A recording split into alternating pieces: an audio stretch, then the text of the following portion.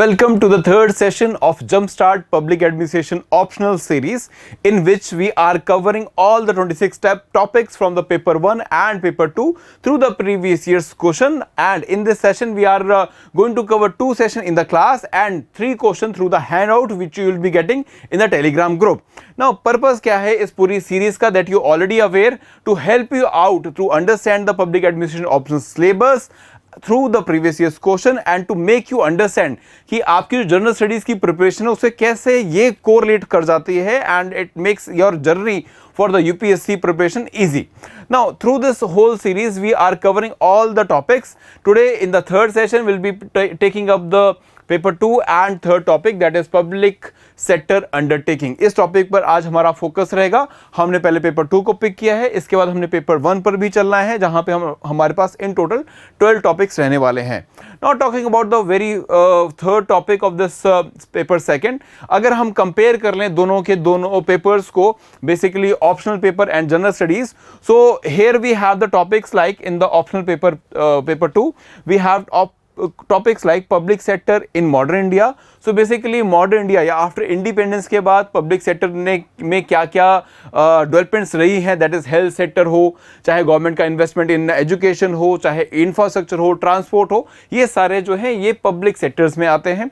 And then we have forms of public sector undertaking. Forms means that are they fully autonomous bodies or they are under the government's control, means for example Maharatnas, Navratnas, Mini Ratnas, इस तरह से कई सारे forms of public administration या public sector undertakings हैं हमारे पास. Then we have various concerns की autonomy के कॉन्टेक्स्ट में, उनकी एफिशिएंसी के कॉन्टेक्स्ट में, उनके इफेक्टिवनेस के कॉन्टेक्स्ट में, will talk about that also. And then the impact of the liberalisation and privatisation, because after 1991 reform there are the large changes with respect to the role of the public sector. So वो उसमें कैसे liberalisation और privatisation ने उसे impact किया है वो सब हम यहाँ पे कवर अप करते हैं. नाउ इंटरेस्टिंगली पेपर 3 जो आपका मेंस का पेपर है, जहाँ पे आपको इकोनॉमी एज अ मॉड्यूल आपके पास है, एज अ सब्जेक्ट आपके पास है, उसमें ये सभी टॉपिक जनरल वे में या एक कॉम्प्रिहेंसिव वे में कवर किए जाते हैं, where you cover the sectors in Indian economy,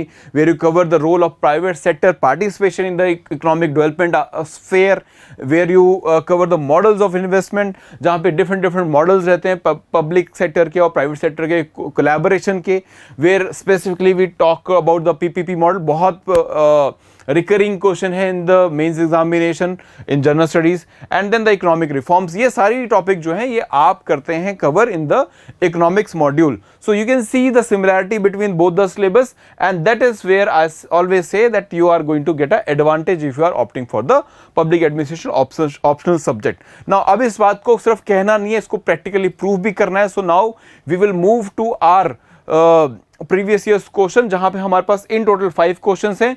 2 questions we are going to discuss in this session and rest 3 you will be getting as the PDF and the handout in the Telegram group, which is or link of which is given in the description below. ठीक है, वहां से आप आज की date के according वो document download कर सकते हैं. नाउ इस सारे प्रोसेस को हम एक आंसर राइटिंग बोर्ड के मैकेनिज्म से कर रहे हैं. मतलब जहां पर मैं एक क्वेश्चन को आपको लेयर बाय लेयर डिस्कस करके बताऊंगा कि आंसर करना कैसे है. तो मतलब आप सिर्फ पब्लिक एडमिनिस्ट्रेशन ऑप्शनल का सिलेबस नहीं समझेंगे, you will also be able to understand that how to write answer of public administration. So this series is useful for both who are the beginners who are still to decide regarding the optional subject or who has already given them mains examination or giving examination or will be giving examination this year's examination. So it will be useful for everyone. ठीक है, तो चलो हमारे answer writing board पे चलते हैं and let's discuss about the questions here कि which kind of a questions we have from the topic. So सबसे पहला जो हमने टॉपिक पिक करना है वो है हमारा, और यस सॉरी, जो सबसे पहला हम जो क्वेश्चन पिक करेंगे यहाँ पर वो हमारा लेटेस्ट जो पेपर आया है 2023 का 20 marker question. Now just see कि आपको 2023 से जो क्वेश्चन आ रहा है 20 मार्क्स का, वो कितना ज्यादा आपको सिमिलर लगेगा with your general studies preparation specifically for the economy. ना यहाँ पे अगर मैं क्वेश्चन के कॉन्टेक्स्ट से आपसे बात करूं, सो देखो 3 लेयर्स हैं. अगर आपने पहले 2 सेशन नहीं देखे, इस सेशन से शुरू कर रहे हो तो हम हमेशा क्वेश्चन की लेयर्स पे बात करते हैं. सो सबसे पहले हमने इसमें कॉन्टेक्स्ट ढूंढना है. क्वेश्चन क्या है हमारे पास, that is India has significantly advance in its development role और development goals, comma, that is increase efficiency in the public sector and unlocked the innovation in the private sector. तो ये हमारे पास कॉन्टेक्स्ट है और ये हमारे पास कीवर्ड्स हैं और हमें जो कॉन्टेक्स्ट है वो है डिजिटल पब्लिक इंफ्रास्ट्रक्चर. तो context of the question is digital public infrastructure के कॉन्टेक्स्ट में हमें ये बताना है कि कैसे एफिशिएंसी इंप्रूव हुई है in the public sector, and second part is कि how this has led to the innovation in the private sector. ठीक है, कीवर्ड्स को हमेशा पहले आंसर लिखने से पहले मार्क करना है, so that we are able to focus directly on the question itself. Now then we have the dative in the form of elucidate, second easiest dative in UPSC preparation or the mains answer writing. Explain इससे पहले है, वो हम पहले भी question discuss कर चुके हैं. एलिसिडेट पे हम बात करेंगे अब, that is explain with example. ये इसका मोटा मोटा मीनिंग रहता है. ठीक है, नाउ अब क्वेश्चन का पहले सब्सटेंस देख लेते हैं कि इस क्वेश्चन में हमें सब्सटेंस में क्या क्या बातें बतानी है. Now to make our answer concise and also to cover many points, more of the points, तो हम इसको दो पार्ट्स में कवर अप कर सकते हैं. पहले हम बात कर लेंगे एफिशिएंसी इन पब्लिक सेक्टर की, जो क्वेश्चन की डिमांड है, and then we can talk about the innovation in the private sector. ठीक है, so accordingly let's see what substance we have. So here we are going to highlight all these things like कि आधार. अब इससे पहले मैं आगे बढ़ूं, आपको introduction में हाँ क्वेश्चन के हमेशा ये जरूर बता देना है, जो कॉन्टेक्स्ट है उसको लेकर थोड़ा इलेबोरेट करना है. तो जिनको पब्लिक सेक्टर या डिजिटल पब्लिक इंफ्रास्ट्रक्चर का आइडिया नहीं है तो वो पहले क्लियर करो उसको. वेर यू विल मेंशन कि कैसे आधार, यूपीआई, ये क्या होता है कि डिजिटल इंफ्रास्ट्रक्चर से जो पब्लिक या गवर्नमेंट के क्रिएट किए गए हैं to openly used by the larger section. तो DigiLocker, various other things इसमें कवर अप होंगी. तो हमने देखना है कि पब्लिक सेक्टर में इनको कैसे यूज किया गया और प्राइवेट सेक्टर में इसने कैसे नए इनोवेशंस किए हैं. ठीक है, तो this is about the substance. So we will be talking about the Aadhaar idea, या आधार से जो जैम ट्रिनिटी बनती है, J for Jan Dhan account, A for Aadhaar and M for mobility. तो ये ट्रिनिटी जो बनती है इसने कैसे एफिशिएंसी इंप्रूव की, इस पे बात करेंगे. And then will talk about the JAM portal. Now अब यहाँ पे डायरेक्टली ये एग्जांपल्स बोलो या फिर डायरेक्टली ये रियल टाइम जो मेन पॉइंट्स है वो क्यों मेंशन है, बिकॉज क्वेश्चन आपसे एल्यूसिडेट कर रहा है, तो एग्जांपल के साथ एक्सप्लेन करना है, तो इसलिए हमारे पास पहले एग्जांपल्स बोर्ड पर हैं. ठीक है, then Umang application, GST network कैसे हेल्प करता है उस पर हम बात करेंगे. And then accordingly will talk about the private sector and उसमें क्या क्या इनोवेशन हुई है इन सभी चीजों को यूज करके. ठीक है, so this is our layer of answers. So सबसे पहले will be talking about the substance, जिसको हमने ऊपर अभी हाईलाइट किया. एंड देन अप्रोच हमारी जो रहने वाली है दैट इज पब्लिक एडमिनिस्ट्रेशन के कॉन्टेक्स्ट में हम इसको कैसे कॉन्टेक्चुअलाइज करेंगे with the thinkers and their ideas. And accordingly डेटिव हमारे पास यहाँ पे है, दैट इज इलुसिडेट और we can say explain, where we can simply put explain with example, कि एग्जाम्पल्स के साथ साथ हमें एक्सप्लेन करना है, एग्जाम्पल देकर एक्सप्लेन करना है. So first we are going to take our part that is efficiency in the public sector. Now इसमें सबसे पहले जो सबसे इंपॉर्टेंट इंपैक्ट हुआ है of this digital public infrastructure वो हुआ है एफिशिएंसी के ऊपर. और एफिशिएंसी में सबसे इंपॉर्टेंट जो इंपैक्ट हुआ है वो पब्लिक सर्विस डिलीवरी के ऊपर. चाहे आप पीडीएस स्कीम की बात कर लो, अनाज जो government is claiming that they are giving 80% जो पॉपुलेशन है उसको वो इतना अनाज प्रोवाइड कर रहे हैं. सो उसमें एक टारगेटेड डिलीवरी हुई है, इंप्रूव हुआ है. जो गोस्ट बेनिफिशरीज थे या करप्शन के थ्रू जो लीकेजेस थी वो सब रिमूव की गई है, प्लग की गई है. Similarly Pahal scheme that is for the LPG subsidy, वहां पे गवर्नमेंट को बहुत बेनिफिट हुआ बिकॉज जैम ट्रिनिटी ने हेल्प किया है कि मेरे पास एक अकाउंट नंबर है through the JAM account and Aadhaar से ऑथेंटिकेट हो गया और मोबाइल से ये भी ऑथेंटिकेट हो गया कि ये मैं ही हूं बेनिफिशियरी और मुझे रियल टाइम इंफॉर्मेशन भी उससे मिल जाता है. ठीक है, तो दिस आर द एग्जांपल जो हम इसको में पुट करेंगे एलुसिडेट के लिए. एंड देन इसमें हम पब्लिक एडमिनिस्ट्रेशन को भी हमने ऐड करना है. सो विल से कि डवाइट वॉल्डो जो है वो एडमिनिस्ट्रेटिव रिस्पॉन्सिबिलिटी की बात करते हैं and specifically he emphasise on ensuring the delivery of services. ठीक है, तो ये पॉइंट हम लाइन ऐड करके 3 लेयर में हमारा फर्स्ट पॉइंट कवर हो जाएगा.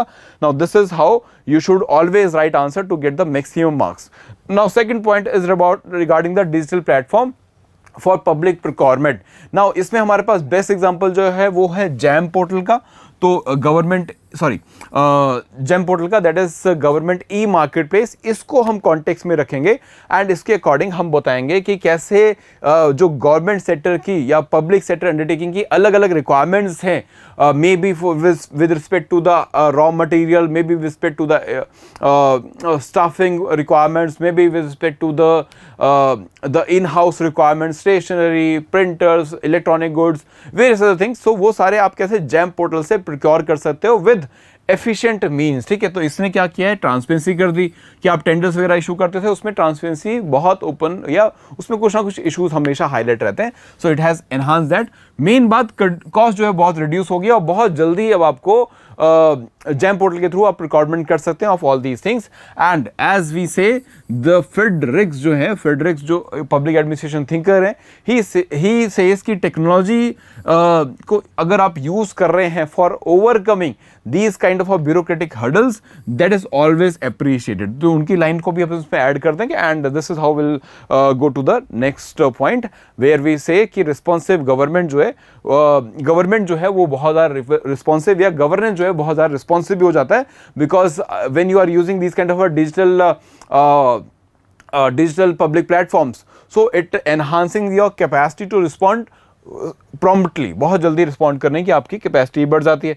अब ये कैसे होता है?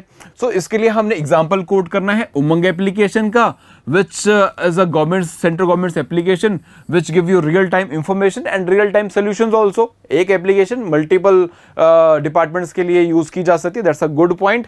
And then we'll simply say that it enhances the grievance redressal also, that I can put a complaint and I can take a feedback of that also, and that grievance will be solved in a very less time in comparison to the other means. ठीक है, जो other departmental means है उससे जल्दी उमंग application पे काम हो जाता है. That is again a open platform और kind of a tool for enhancing the governance. ठीक है, अकाउंटेबिलिटी बढ़ती है इससे. Now fourth and last idea with respect to last two examples with respect to the enhancing public service delivery या public sector के context में जो हमें एफिशिएंसी इंप्रूव करने की बात है. तो अब आपकी जो टैक्स फाइलिंग है या फिर एडमिनिस्ट्रेशन है वो बड़ा इजी हो गया.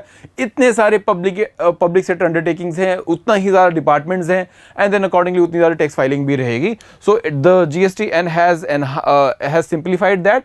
सो अब क्योंकि ये सिंप्लीफाई हो गया है टैक्स कंप्लायंस करना बिकॉज ऑफ GST नेटवर्क, तो it has boosted the tax collection efficiency also of the departments. So this is how we'll chip in here the idea of the Christopher Hood also, who is highly regarded in the public administration for his specific key concept, that is quasi marketization. Quasi marketization जो word है उसका मतलब है जब जहाँ पे आप public sector और प्राइवेट सेक्टर को दोनों को एक ही प्लेटफॉर्म पे लेके आते हो, and which helps you to enhance the capacity of the government. So it is more of a business like approach, like a private sector में जैसे we say always say कि administration is more efficient in the private sector. So here Christopher Hood is saying that we can use that kind of a business like approach of the private sector into the public sector governance or a public sector undertaking governance. ठीक है जी. Now इसके बाद we will give the example of the DigiLocker, and you all are aware about this, and simply it increases the citizen participation. We will refer this point. Now अब second part of the question आते हैं where we'll talk about the new financial products and services. This is the tremendous development which we have in the present time कि government का जो ये digital infrastructure, digital public infrastructure जो government ने create किया, उससे बहुत सारे इनोवेटिव प्रोडक्ट जो है वो मार्केट में आए हैं. So we will write in our answer with examples कि लाइक भारत पे का एग्जांपल ले लो, फोन पे का एग्जांपल ले लो. अभी ये जनरेट कैसे हुए, ये किसको यूज कर रहे हैं, ये एक्चुअली आपके जैम ट्रिनिटी को ही यूज कर रहे हैं फॉर प्रोवाइडिंग देयर सर्विसेज. ठीक है, गवर्नमेंट ने इनको ओपन सोर्स एप्लीकेशन भी दे दी, एक्सेस भी दे दिया. Will talk about that also, open source applications क्या होते हैं, तो will see.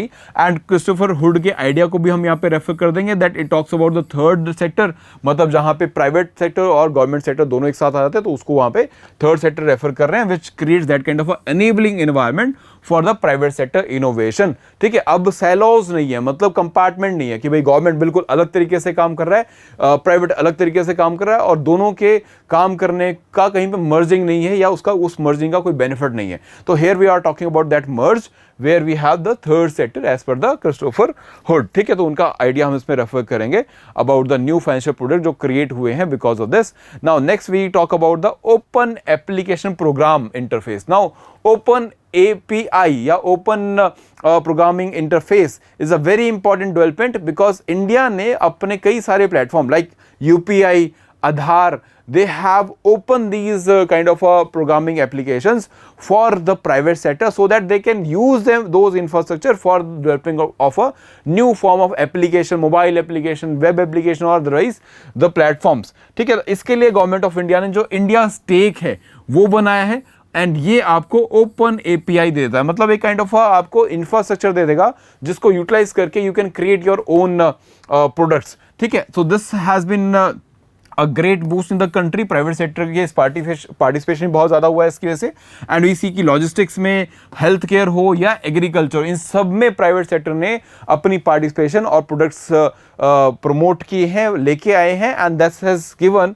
Us a reinventing governance, जो कि आइडिया है टेरी मोए का। तो टेरी मो यहाँ पे ये आइडिया प्रपोज करते हैं और ही सपोर्ट्स द आइडिया कि अगर री इन्वेंट नहीं करते हो आप गवर्नेंस को या री इंजीनियर नहीं करते तो you will not be able to get solution to the various legacy problems or the problems which are there for a very long period. You have tried multiple things at your level but you are not able to solve. तो वहाँ पे आप private sector को लेके आ सकते हैं and we have a solution here.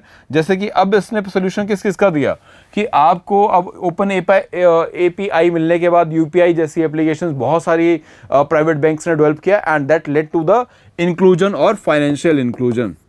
आपका फाइनेंशियल इंक्लूजन जो है वो कंट्री में हम प्रमोट करने कर पाए हैं because of this. Now next we talk about the other examples like Bhashini which is developed by the IT ministry. Bhashini का आइडिया क्या है? That is to provide access to the multiple languages कि अगर आप एप्लीकेशन डेवलप कर रहे हो, website develop कर रहे हो या फिर किसी भी तरह का डिजिटल इंफ्रास्ट्रक्चर डेवलप कर रहे हो, वहाँ पे आप भाषणी को अगर इंटीग्रेट कर लेते हैं into your platform then you will be able to communicate with the people of different languages. So apart from the major languages of the country you will be able to communicate in the regional languages also, various other languages. So that is kind of advantage this Bhashini is giving and the private sector is utilising this is given free of or this is given openly by the government of India to the private sector.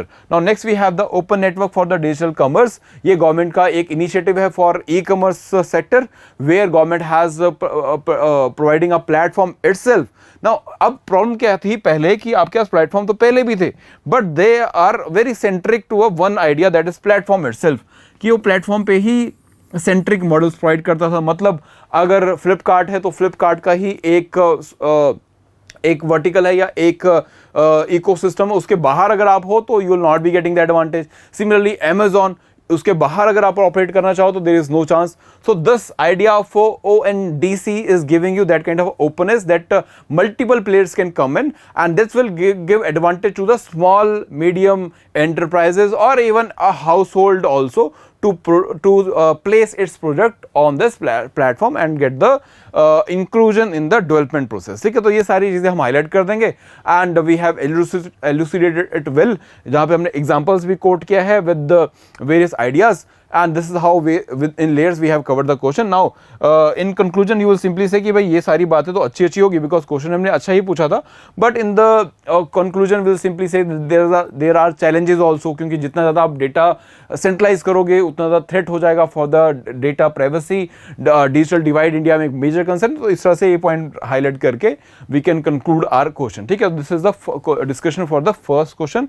I hope you understand the 3 layers of the answer writing. ठीक है, now इसको फिर से एक example से समझेंगे and second question अब pick करेंगे नाउ सेकंड क्वेश्चन हमारा अगेन 2023 से 20 मार्कर क्वेश्चन है, फिर से जो हम यहाँ पे डिस्कस करने वाले हैं। सेकंड ARC विच यू जिसका थोड़ा सा सिंपल जस्ट आपको जनरल स्टडीज में के एग्जामिनेशन में काम आता है, पब्लिक एडमिनिस्ट्रेशन में इसको थोड़ा और कॉम्प्रिहेंसिवली, थोड़ा और इलेबोरेट तरीके से हम कवर अप करते हैं, और क्वेश्चन भी आपको इससे बहुत रिपीटेड क्वेश्चंस हैं जो सेकंड ARC के वेरियस आइडियाज से हमें आते हैं। तो यहाँ पे हमें जो कॉन्टेक्स्ट मिला है क्वेश्चन का, आई hope you have read the question by now.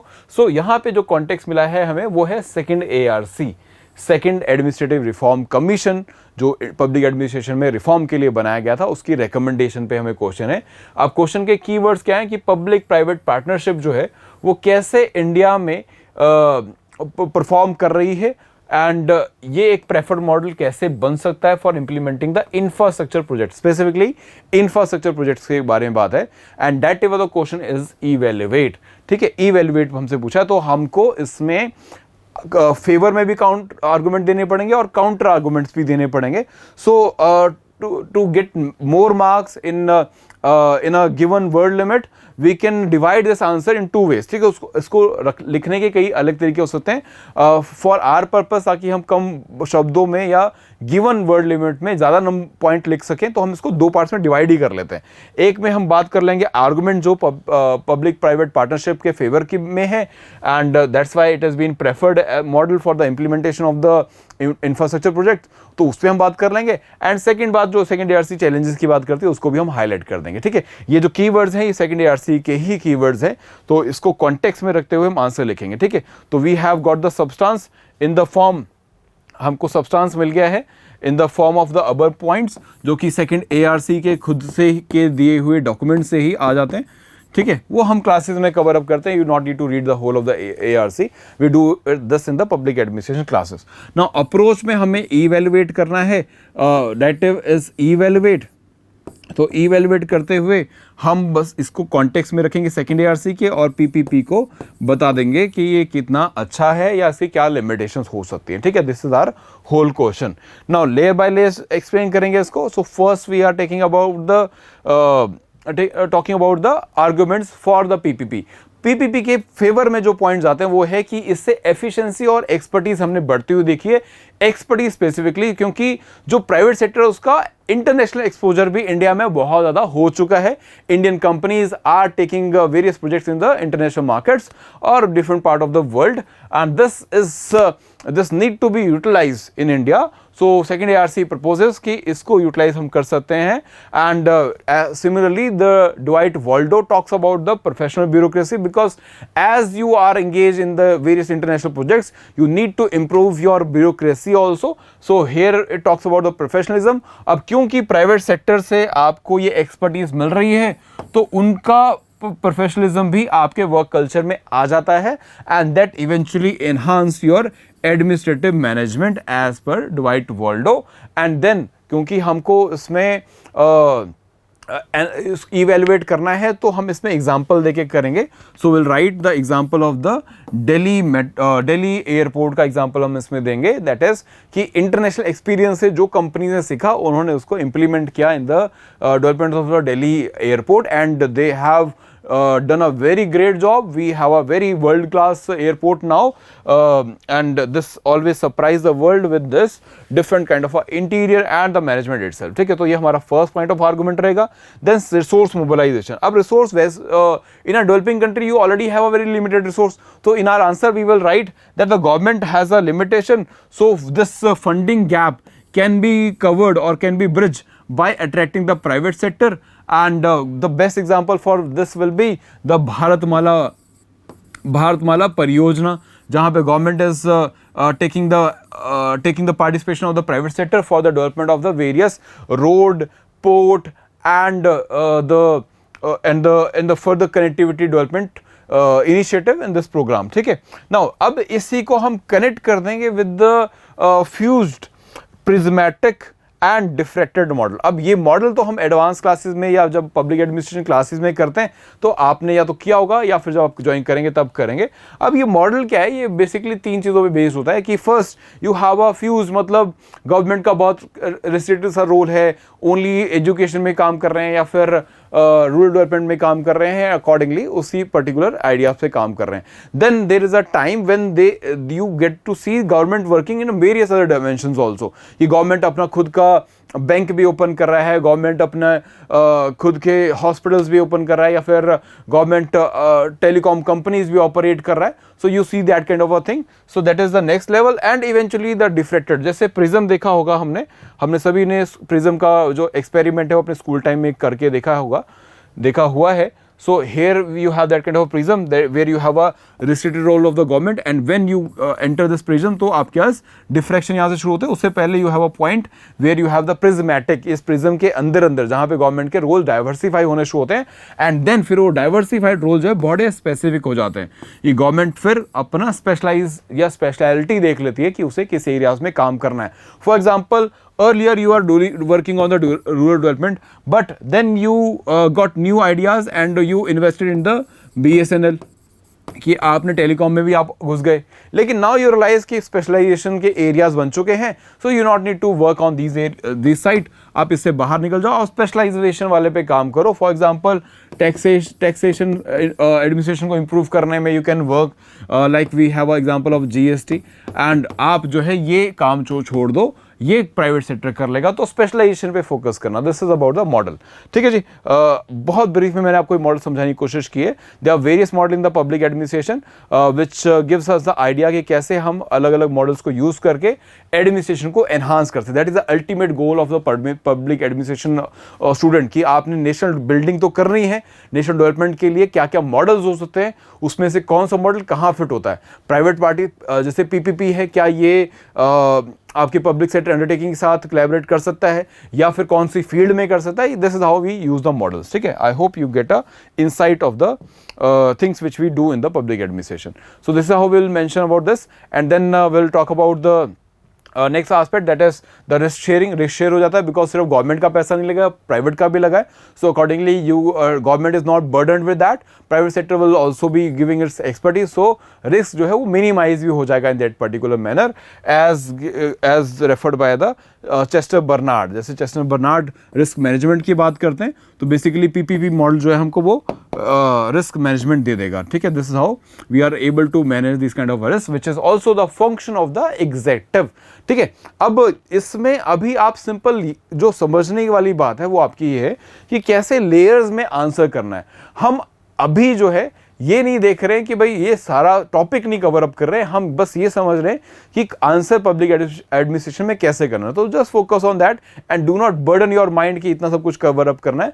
These are the things which you are eventually able to do. ठीक है, एग्जांपल दे देंगे हम बुलेट ट्रेन प्रोजेक्ट का, जो मुंबई से गुजरात तक का प्रोजेक्ट है, that is Mumbai to Ahmedabad का प्रोजेक्ट है, उस पर बात कर देंगे। एंड क्योंकि अब आते हैं इवेल्युएट पे क्वेश्चन था, तो अब हमारी जो नेक्स्ट लेयर जिसके लिए हम ये कलर यूज करते हैं, ठीक है, उसमें हम बात कर देंगे दैट इज ट्रांजैक्शन कॉस्ट बहुत ज्यादा है, इसको रिड्यूस करना पड़ेगा। बिकॉज ट्रांजैक्शन कॉस्ट मतलब आप you need to accommodate the complex PPP agreement, मतलब you may need to initially give more of the profitability to the private sector so that they come and participate with you. So ये transactional cost में add हो जाता है and इसको minimize करना चाहिए. So bureaucracy and the public economic ये जो idea है, this is also given by a thinker, ठीक है, उनकी बुक है, उनसे हमें इसमें मेंशन मिलता है। नाउ इसके बाद we have the equity concern. Equity concern is a very important concern with respect to PPP model. तो उसको हम अपने आंसर में लिखेंगे। हम लिखेंगे कि जो PPP है वो प्रायोरिटाइज कर लेता है यूजर्स जो पे करते हैं, जो पेइंग यूजर है, जो फीस पे कर सकता है उस प्रोजेक्ट के लिए, उसको प्रायोरिटाइज करता है। And that may be a problem for the people who do not have that kind of resources, और it may neglect the people, जहां पे एक्सक्लूजन हो सकता है। तो वो हमारा एक मेजर कंसर्न एरिया है। सो इसको हमें कैसे कवर अप करना है, बिकॉज जब भी इवेल्युएट का आप आंसर लिखेंगे तो आपको ये ध्यान रखना है कि you not only highlight the concern but try to add some kind of a solution to that. ठीक है, तो here we will add the solution कि we should make a mandatory minimum service standard so that the poor or the people who may not be able to afford, they also get the services. ठीक है, जैसे you are having a highway project, तो toll you will be placing, you will be getting lots of amount of money from that, but also make the provision कि जो local उस vicinity उस area में रहते हैं उनको free access मिल जाए, या free they can freely move from that toll plaza और यूज एट रिसोर्स ऑल्सो, ठीक है। तो ये हम मेंशन करेंगे।